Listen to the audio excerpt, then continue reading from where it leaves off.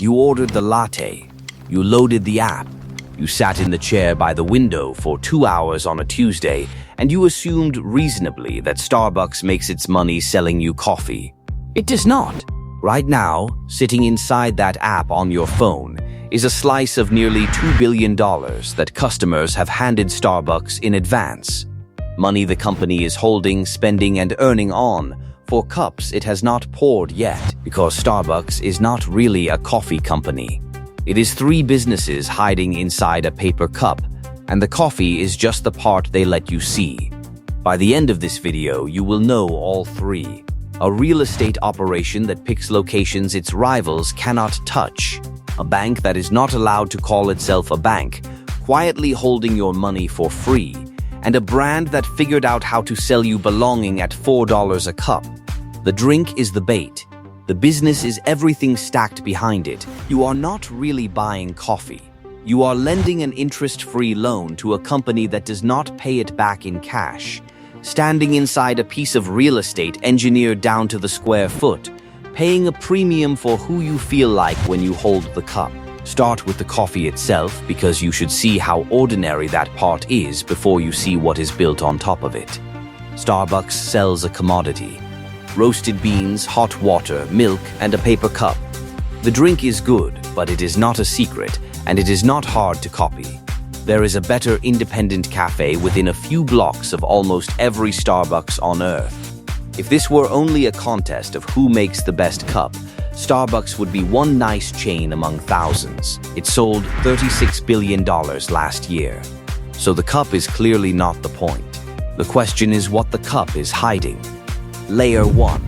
Starbucks is a real estate company that happens to serve espresso, not because it owns the land it mostly rents, but because it has turned choosing where to stand into a science nobody else can match. Inside the company, there is a mapping system called Atlas. It pulls in traffic patterns, the path you walk from the train, where new offices are being built, the income of every block, and the location of every competitor. Then it does something quietly ruthless. It runs what they call cannibalization models, a map that calculates exactly how much a new store will steal from the Starbucks already down the road, and tells them to open it anyway, because owning the corner matters more than protecting any single store. This is why they cluster. You have seen 2 Starbucks almost facing each other and thought someone made a mistake. Nobody made a mistake. They are not trying to avoid overlap. They are trying to suffocate it, to own the whole intersection so completely there is no oxygen left for anyone else. A team of analysts splits the country into territories and feeds the machine for decades, building a map of not just their own stores, but everyone else's. A competitor cannot simply copy this. They would need 20 years of the same data and the same scale to even see what Starbucks already sees. And the locations do something else. When a Starbucks opens, the property around it tends to rise. Landlords know it. They will offer Starbucks cheaper rent and better terms just to land one, because the green logo is a signal to every other tenant that this block has arrived. So Starbucks gets the best corners at a discount and makes the corner more valuable by being there. The coffee at this point is almost a formality. What it is really doing is planting flags on the most valuable pavement in your city. But here is the part that does not show up when you tap your card. Layer 2. Starbucks is running a bank, and it is a better bank than most banks, precisely because it is not allowed to be one. Think about what the app actually is. You load it with $25 so you can earn stars and skip the line. Multiply that by tens of millions of people, and at any given moment, Starbucks is sitting on close to $2 billion of customer money that it has not sold anything for. That is a deposit.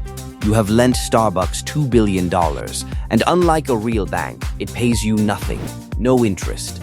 The company holds your cash, invests it, earns on it, and the only thing you get back is a latte whenever you finally get around to it.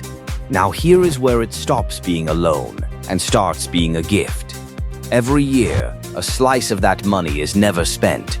People lose the card, Forget the balance. Abandon the account with a few dollars trapped inside. Last year, that forgotten money came to over $200 million. $200 million Starbucks never poured a single cup to earn. It just waited, and a normal bank is not allowed to keep abandoned deposits. The law forces it to hand that money to the state. But because the Starbucks card can only be spent at Starbucks, the company sidesteps those rules entirely, and it gets to book your forgotten balance as pure profit. So Starbucks is not borrowing your money at 0%. When you count the cash that never comes back, it is being paid to hold it. There is no bank on earth allowed to do that. So look at what is happening every time you reload that app. You are handing an interest-free loan to a company, accepting nothing in return, and statistically, some of you are simply giving it away. That is the cleanest money in the entire business, and it is money the coffee never had to earn, which leaves the strangest layer of all.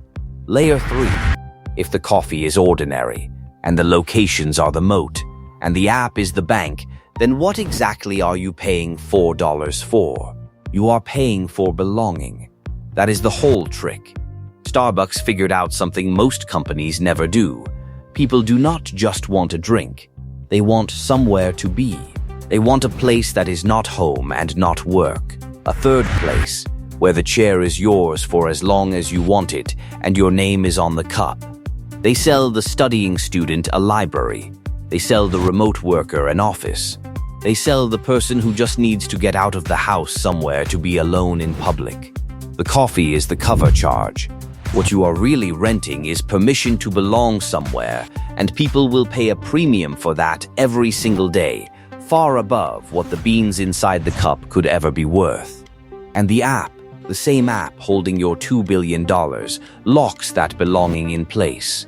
Every star, every reward, every free drink you are chasing is a reason to walk past 3 other cafes to reach the green one. The loyalty is not an accident. It is the wall around the whole castle. So how does the smart money see a company like this? Not as a coffee chain. The people who actually understand what they are holding stopped pricing Starbucks on cups a long time ago. They see a real estate portfolio with the best location data in retail, a payments business sitting on billions in free customer float, and a brand strong enough to charge rent on an emotion. The coffee is just the thing that brings all 3 together and keeps the doors open while the real machine runs underneath. So here is the question. Knowing the coffee is ordinary, knowing the corner is the moat, knowing the app in your pocket is an interest-free loan you keep choosing to give, would you still call Starbucks a coffee company? Or do you finally see the 3 businesses hiding in the cup? Most people only ever see the drink. The smart money saw the machine a long time ago. Tell me in the comments which one you are.